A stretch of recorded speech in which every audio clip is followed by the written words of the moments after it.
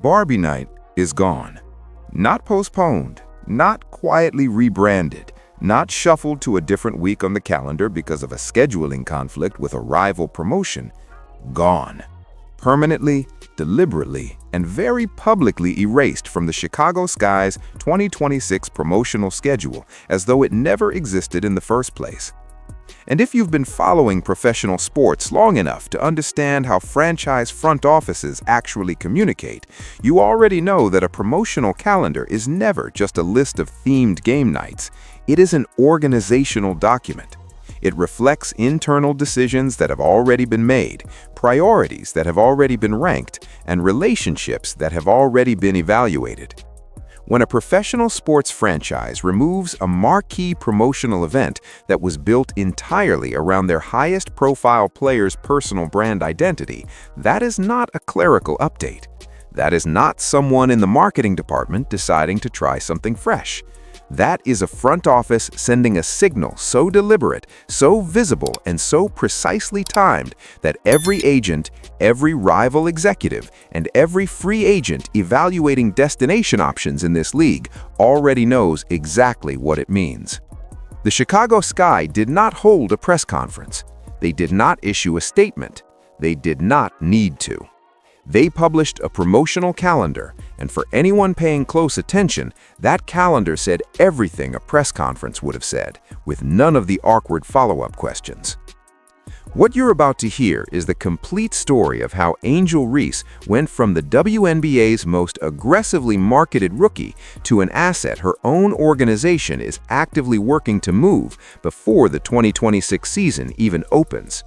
It is a story built from documented decisions, public footage, decoded executive language, and organizational signals that mainstream coverage either missed entirely or chose to frame as something far less significant than what they actually represent. And here is why this story matters far beyond one player's roster status or one franchise's internal drama. Angel Reese was not simply a talented young player on a rebuilding team. She was the WNBA's primary rivalry narrative. She was the other name in the headline. She was the face that the league's entire marketing infrastructure systematically positioned as Caitlin Clark's competitive counterpart from the moment both players entered the draft in 2024. That rivalry between those two names in those two markets carried the engine behind the most significant mainstream breakthrough women's basketball has experienced in decades. Broadcast partners built scheduling strategy around it. Sponsors activated dual campaigns around both players simultaneously. Casual fans who had never watched a WNBA game in their lives suddenly had a storyline they were following, debating, and arguing about between game days. That engine is now burning from the inside out.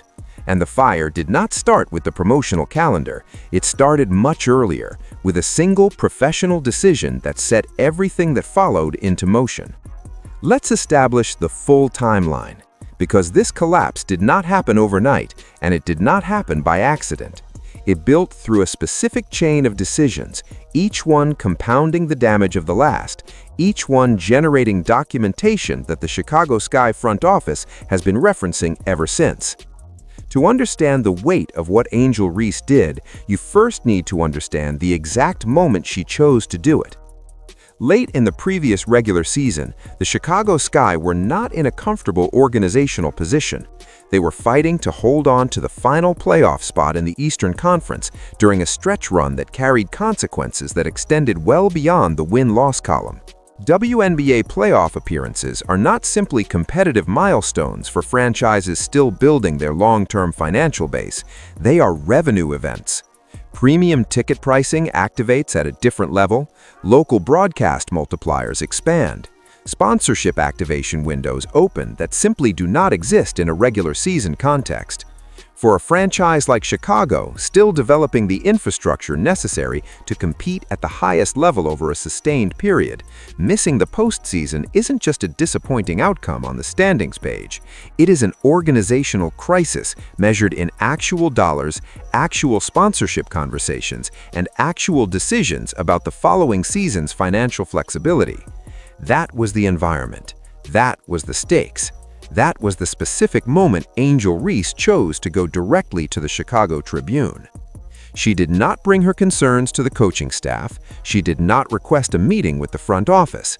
She did not use any of the internal channels that professional organizations establish precisely because competitive stress generates friction, and friction requires structured resolution processes. She bypassed all of it and took her frustrations about the roster's direction directly to the local press while her team was scraping for its playoff life in one of the most financially sensitive stretches of the organization's recent history. Her comments did not exist in a vacuum. They were not vague or diplomatically worded enough to escape interpretation. They implicitly targeted veteran teammates, including players like Courtney Vandersloot and Ariel Atkins, championship-level professionals who had spent their careers building reputations on consistency, accountability, and competitive excellence. These were not players who deserved to be undercut in a newspaper. These were players who had earned the right to expect that their younger teammates understood the basic professional obligations that come with wearing the same uniform during a playoff push. In any professional setting, what Reese did in that moment carries a specific classification. You do not take internal grievances public during a critical stretch drive. You do not undercut veterans who have built careers on accountability and competitive professionalism. And you absolutely do not do it in a market like Chicago, where the media environment amplifies every published word and where every executive in that building reads everything written about their franchise before their morning coffee is finished. The Chicago Sky's response was immediate, and it was formal. They suspended Reese, benching her for the first half of a critical game. That move deserves to be understood for exactly what it was, because the immediate sports media reaction largely treated it as a routine disciplinary measure, a slap on the wrist, a speed bump.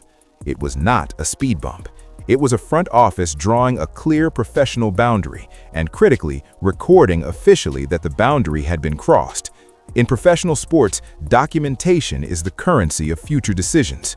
It matters for contract conversations. It matters for trade discussions. It matters for every organizational evaluation that involves that player's name going forward.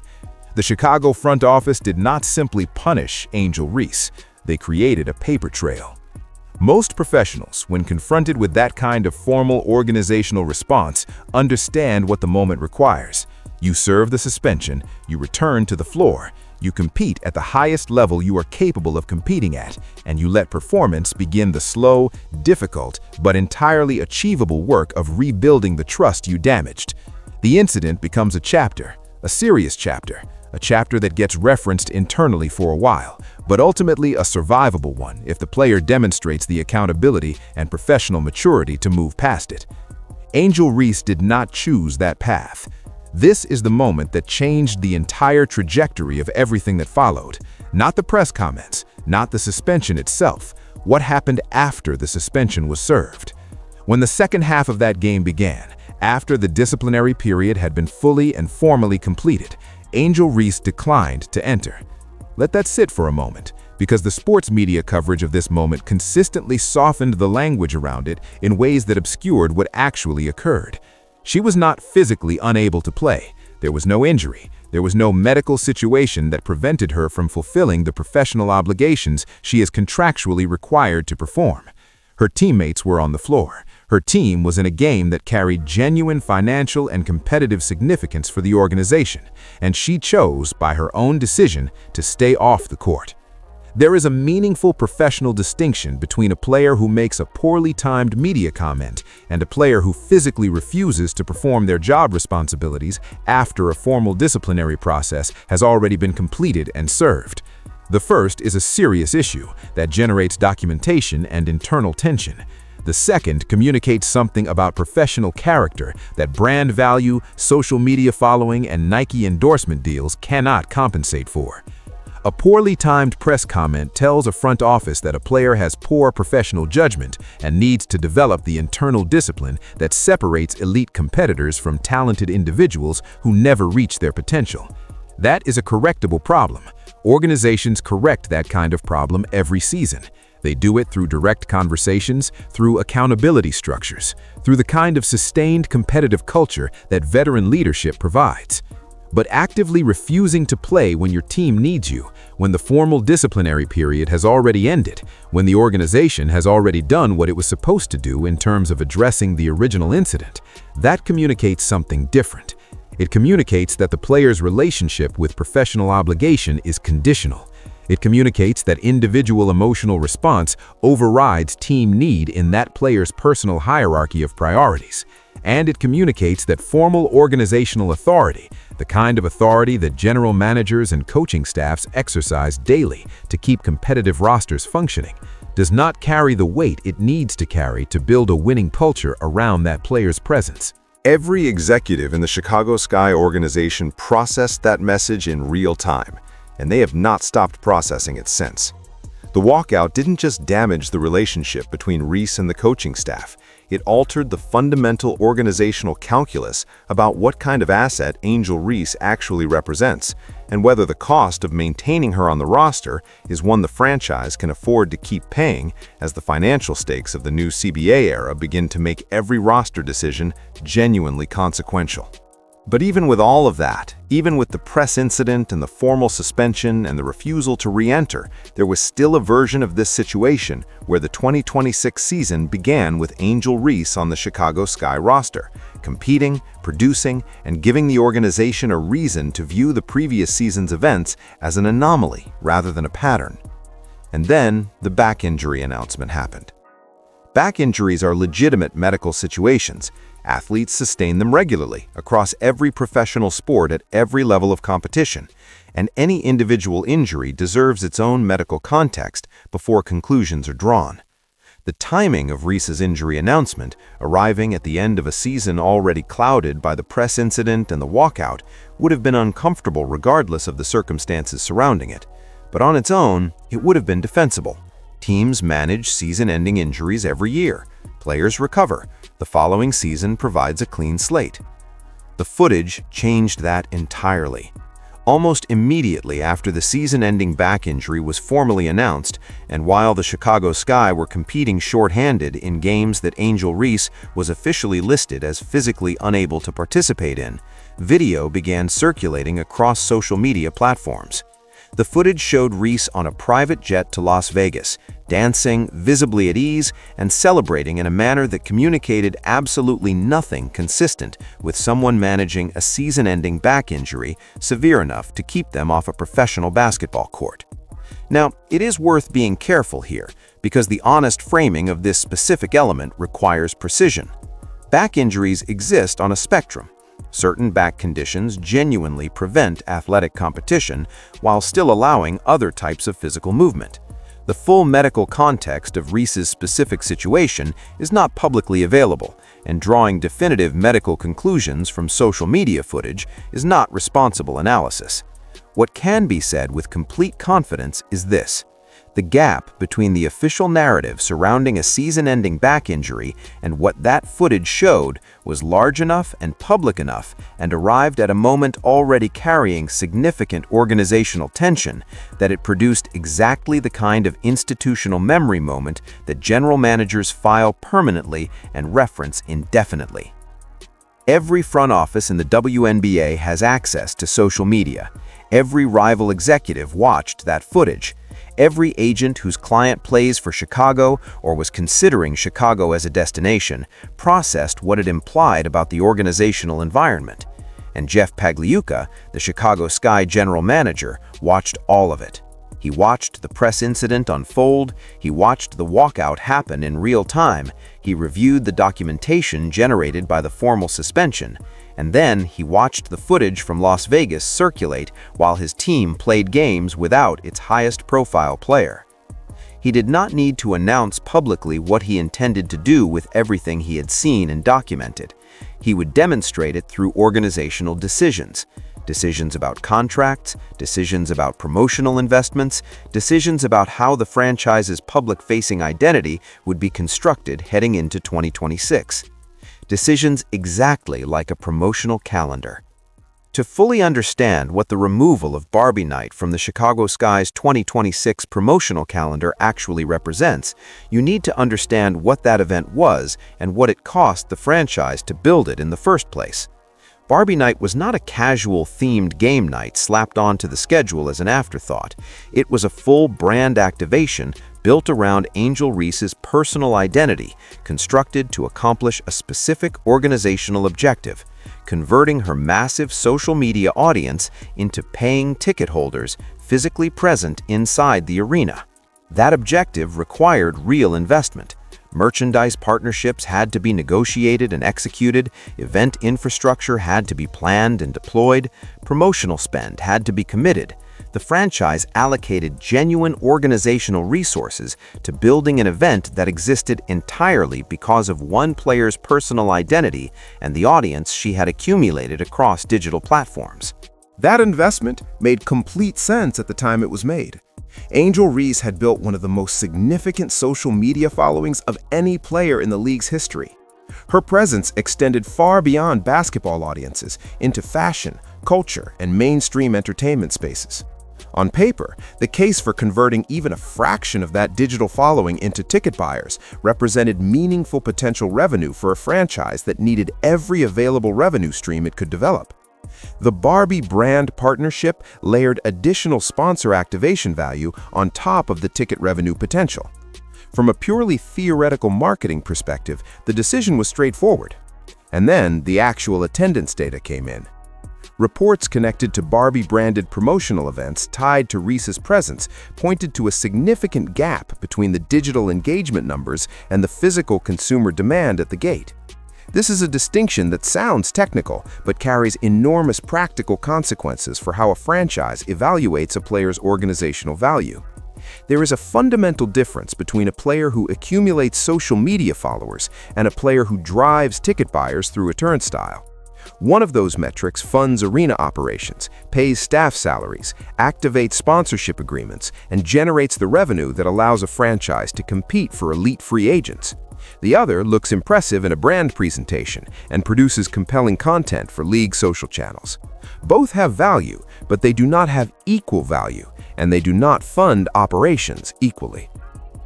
The Chicago Sky front office, with a full season of actual attendance data in hand, appears to have reached its own internal conclusion about which category best describes the relationship between Angel Reese's social media presence and the organization's physical ticket revenue.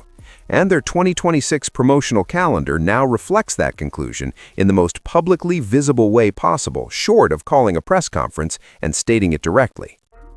Women's Cancer Awareness Night is on the 2026 schedule. World Culture Night is on the schedule. Pride Night is on the schedule.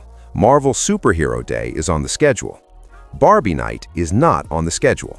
It is not listed under a different name. It has not been moved to a later date pending further planning. It is absent entirely. And given everything documented above, that absence is not an administrative decision. It is the organizational equivalent of a formal statement delivered through the language that front offices speak most fluently: resource allocation. When a franchise stops investing in a player's brand, it means the franchise has already stopped investing in that player's future with the organization. The promotional calendar confirmed what Pagliuca's public statements had already begun to signal. The Chicago chapter was approaching its final pages, and the only remaining question was where and when the actual transaction would be announced. Most mainstream coverage of Jeff Pagliuca's public comments about Angel Reese heading into 2026 treated his words as a non-answer, a careful executive being diplomatically vague about an unresolved roster situation. Understandable, unrevealing, and not particularly worth extended analysis. That reading was wrong, and the error is worth examining carefully because understanding what Pagliuca actually communicated requires understanding how executives in professional sports speak when they are managing live situations they cannot fully disclose. When asked directly about his relationship with Angel Reese and her status with the organization heading into the new season, Pagliuca's response was precise to the point of being surgical. He stated that she is on the roster until he hears differently. Read that slowly. Read every word individually and consider what each one is doing in that sentence. Until he hears differently. That is not a general manager expressing confidence in his franchise cornerstone. When an executive believes in a player, when that player represents the organizational direction and the long-term competitive vision, the language sounds completely different. It sounds like commitment. It sounds like investment. It sounds like a leader publicly aligning his professional reputation with a player's presence on his roster because he genuinely believes that presence makes his organization better. Until he hears differently is not any of those things. It is not confidence, it is not commitment, it is not investment. It is the precise phrasing a corporate executive deploys when negotiations are already underway that have not yet been finalized, when conversations have been initiated but deals have not yet been closed, when the organizational decision has been made internally but cannot yet be confirmed publicly without affecting the leverage position in active trade discussions. Until he hears differently means calls are being made. It means offers are being evaluated. It means counteroffers are being considered, and deal structures are being stress-tested against what each party is willing to give and what each party needs to receive. Pagliuca walked into a media availability, handed every rival general manager in the league the functional equivalent of a classified internal memo about his intentions, and then framed that memo with just enough neutral language to provide plausible deniability and protect the trade value of a player he is actively working to move.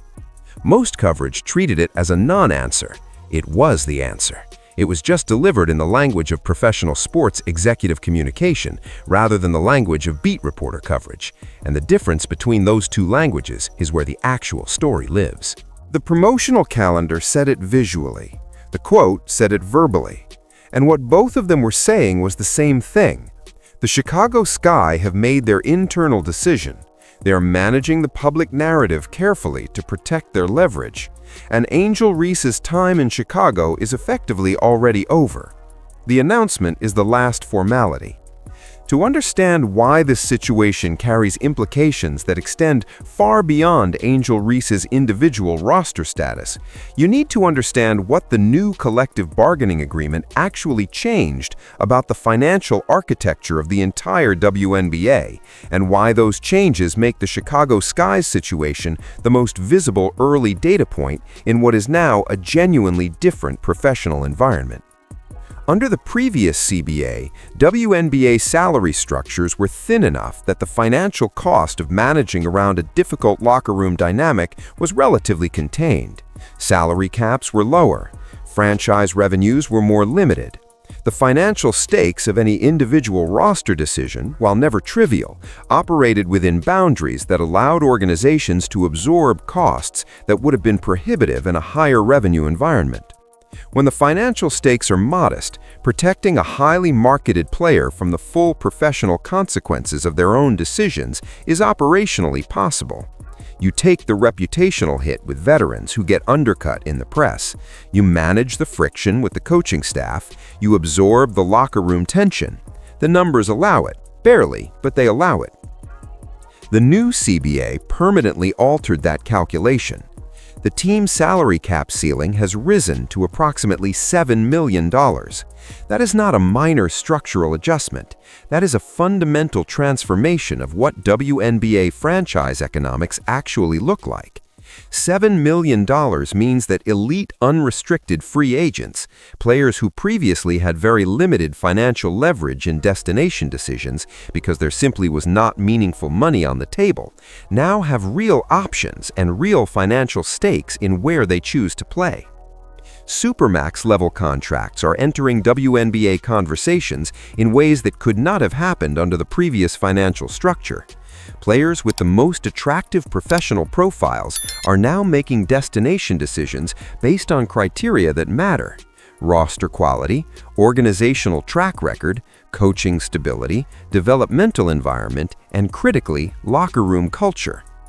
That last criterion is where the Chicago situation becomes genuinely consequential for the franchise's competitive future, because what the Chicago Sky generated last season was not a quiet internal conflict that stayed inside the organization.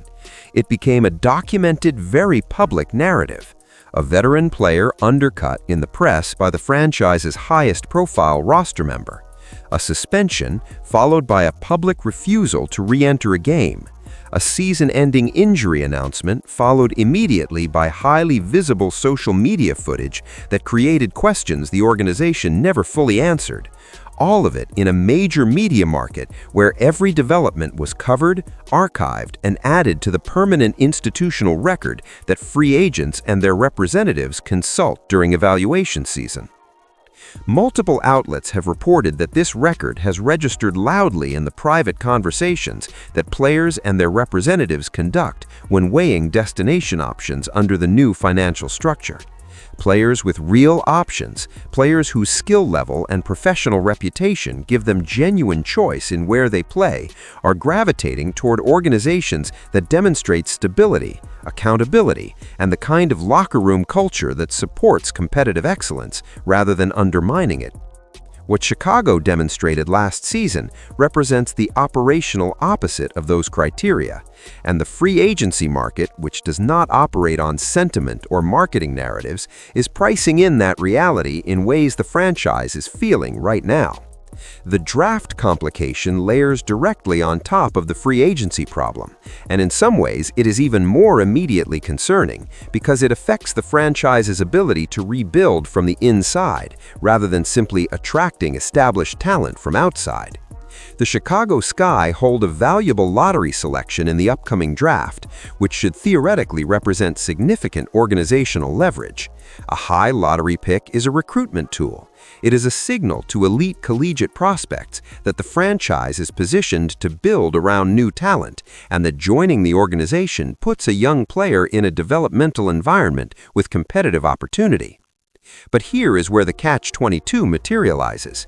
Reports have emerged suggesting that top-tier prospects, including highly recruited players aware of last season's dynamics in Chicago, are factoring the Sky's locker room reputation into their draft preferences. The prospects with the most options, the ones every organization would most like to develop, tend to move toward organizations that demonstrate stability, accountability, and the kind of locker room culture that supports competitive excellence rather than undermining it. What Chicago demonstrated last season represents the operational opposite of those criteria, and the free agency market, which does not operate on sentiment or marketing narratives, is pricing in that reality in ways the franchise is feeling right now. The draft complication layers directly on top of the free agency problem, and in some ways it is even more immediately concerning because it affects the franchise's ability to rebuild from the inside rather than simply attracting established talent from outside. The Chicago Sky hold a valuable lottery selection in the upcoming draft, which should theoretically represent significant organizational leverage. A high lottery pick is a recruitment tool. It is a signal to elite collegiate prospects that the franchise is positioned to build around new talent and that joining the organization puts a young player in a developmental environment with competitive opportunity. But here is where the catch-22 materializes.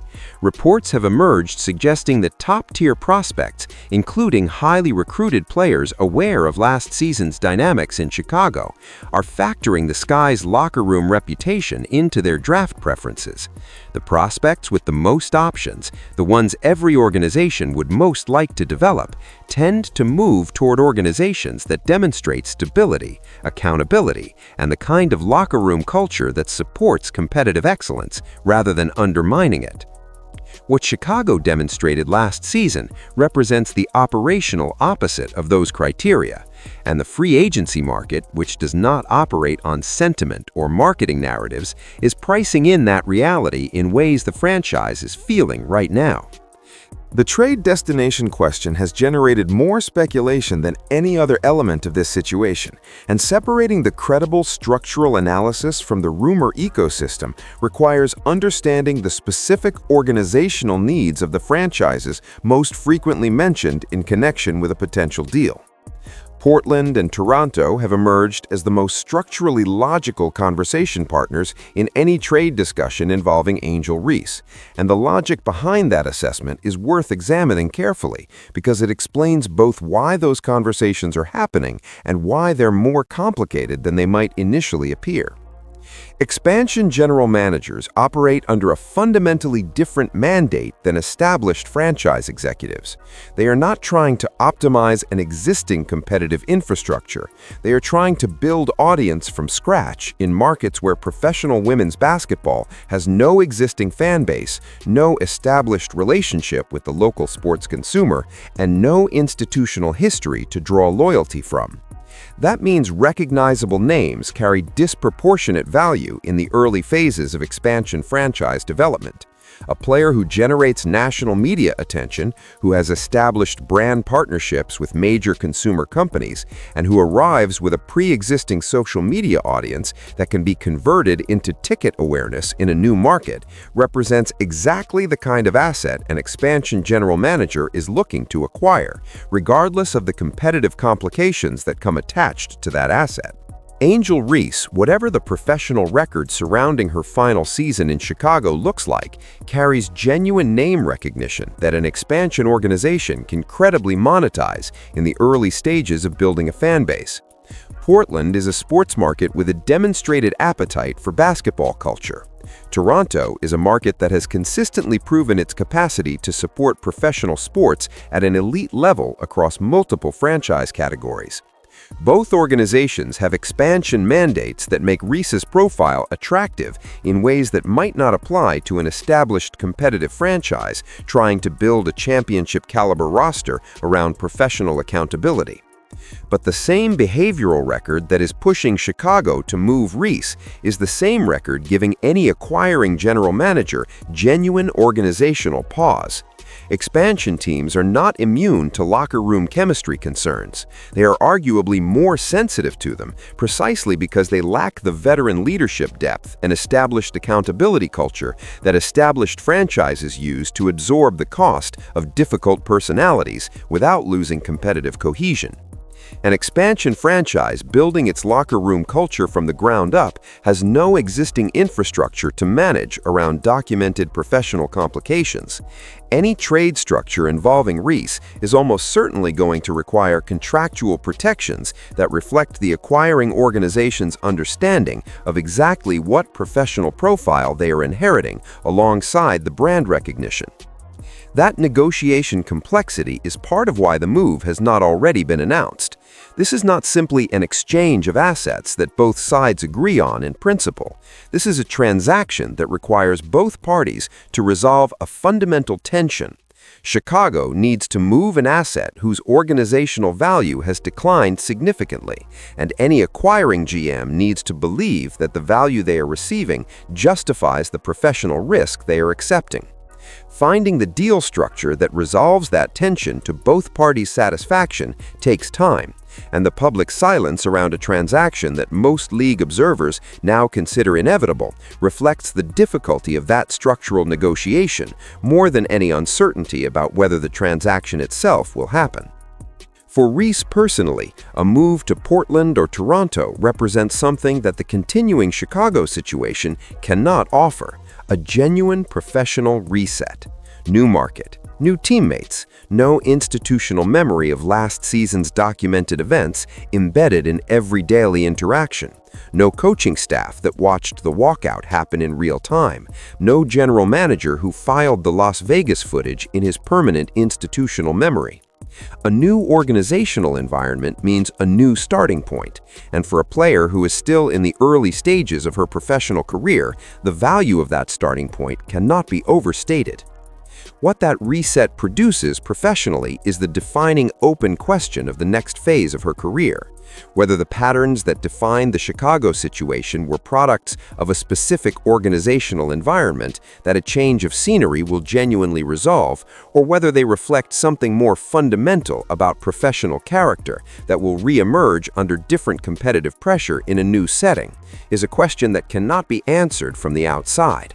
It can only be answered by what actually happens once Angel Reese is operating inside a new organizational structure, with new expectations, new accountability frameworks, and new professional relationships that have not yet been shaped by the events of last season. That answer does not exist yet, and until it does, every franchise evaluating her as an acquisition target is making a calculated bet on which version of that answer turns out to be correct. Here's the angle that almost no mainstream coverage is addressing directly, and it may be the most consequential dimension of the entire situation for the WNBA's long-term competitive architecture. What does the league's broader narrative actually look like if the Clark-Reese rivalry is effectively dismantled before the 2026 season tips off? To answer that question with the seriousness it deserves, you need to go back to what that rivalry actually built and why it built it so effectively. When Caitlin Clark was selected first overall by the Indiana Fever in the 2024 WNBA draft, and Angel Reese was selected 7th by the Chicago Sky, the league did not simply acquire two talented rookies, it acquired a pre-existing national storyline with genuine emotional stakes already attached to it. The 2023 NCAA championship game between LSU and Iowa had done something that years of sustained WNBA marketing investment had failed to accomplish. It had introduced millions of casual American sports fans to women's basketball through a competitive moment they cared about, involving players they already had strong opinions about, in a context that generated the kind of organic national conversation that no marketing budget can manufacture. Fans had sides before the WNBA season even started. They had opinions. They had emotional investment in how the competition between these two players would continue at the professional level. And that pre-existing investment translated into broadcast numbers, ticket demand, social engagement, and mainstream sports media attention that the league had genuinely never experienced in its recent history. Network partners built scheduling strategy around Indiana Fever versus Chicago Sky matchups because those matchups reliably generated the kind of viewership numbers that justify premium scheduling decisions. Sponsors activated dual-player campaigns calibrated to both names simultaneously because the combined audience those two players could reach represented marketing reach that neither player could deliver independently. That entire infrastructure was built on two names, not one name and a supporting cast. Two names that existed in genuine competitive tension with each other and whose head-to-head matchups carried narrative stakes that kept casual fans engaged between game days. Remove one of those names from the equation, particularly under the circumstances currently surrounding that removal, and the infrastructure does not simply adjust. It has to be rebuilt around a fundamentally different competitive narrative. The league is aware of this. The question of what replaces the Clark-Reese dynamic as the WNBA's primary mainstream hook is not a hypothetical being debated in the future tense. It is an active operational challenge being worked on right now, in the same meetings and conversations where the Chicago trade discussions are happening and the free agency market is being evaluated. Multiple sources are suggesting that the league's narrative apparatus is quietly pivoting toward Caitlin Clark and Napheesa Collier as the primary competitive dynamic heading into 2026 and beyond. Fever versus Lynx, Indiana versus Minnesota. Clark against a legitimate championship-caliber organization with genuine depth, defensive identity, and the kind of sustained competitive excellence that has made the Lynx one of the WNBA's most respected franchises across multiple eras. Collier specifically represents a competitive challenge that operates at a level the Reese situation never fully delivered, where it ultimately matters most, on an actual basketball court during games with actual playoff implications. The case for that pivot makes structural sense. Collier is a legitimate elite player whose competitive profile creates genuine on-court drama rather than primarily off-court narrative tension. The Lynx are built to compete for championships in a way that the Chicago Sky were not during the Clark-Reese chapter. and a Clark-Collier rivalry centered on genuine competitive basketball excellence rather than social media presence and brand positioning may ultimately produce a more durable mainstream narrative than what the league has been operating on since 2024. Whether that pivot is already deliberate organizational strategy or is still in the process of being developed will become clear through the 2026 scheduling decisions. The matchups the league chooses to prioritize for its premium broadcast windows will tell the story that no official statement will openly confirm. If Indiana-Minnesota games are consistently placed in the scheduling slots previously reserved for Indiana-Chicago matchups, the pivot is already formalized. If the scheduling remains more evenly distributed, the league is still weighing its options. Watch the schedule. It will tell you everything the league's official communications are carefully not saying. Here is what ties every piece of this together in a way that extends far beyond one player's complicated relationship with one franchise. The new CBA has not simply adjusted the financial parameters of the WNBA, it has fundamentally altered the accountability structure of the entire league. And the Angel Reese situation in Chicago is the most visible early data point in what is now a categorically different professional environment for every player, every front office, and every agent navigating the WNBA's operational reality. Under the previous financial structure, the economics of protecting a highly marketed player from the full consequences of their own professional decisions were challenging but manageable. The salary levels involved were low enough that the cost of absorbing locker room dysfunction, managing veteran frustration, and navigating the reputational complications that came with documented behavioral incidents could be justified by the marketing value a high-profile player provided. That calculus was always uncomfortable, always imperfect, but it was financially survivable for organizations willing to prioritize brand exposure over competitive culture. That calculus no longer exists. $7 million salary cap ceilings mean that every single roster spot carries genuine economic weight that it simply did not carry before. Every veteran presence on a roster is now a meaningful financial investment that deserves a competitive environment worth investing in. Every free agent decision carries financial stakes that make destination choices consequential in ways they weren't previously. Every draft pick represents organizational capital that needs to be deployed wisely in an environment where elite prospects have both options and information. In that environment, a franchise cannot afford to manage around dysfunction that costs them free agents. It cannot absorb the competitive damage of a locker room culture that sends veterans toward other destinations. It cannot sustain a promotional investment in a player whose actual attendance impact at the gate does not justify the continued brand expenditure. And it absolutely cannot maintain a roster situation that shapes how the league's most coveted emerging talent perceives the organization as a development destination.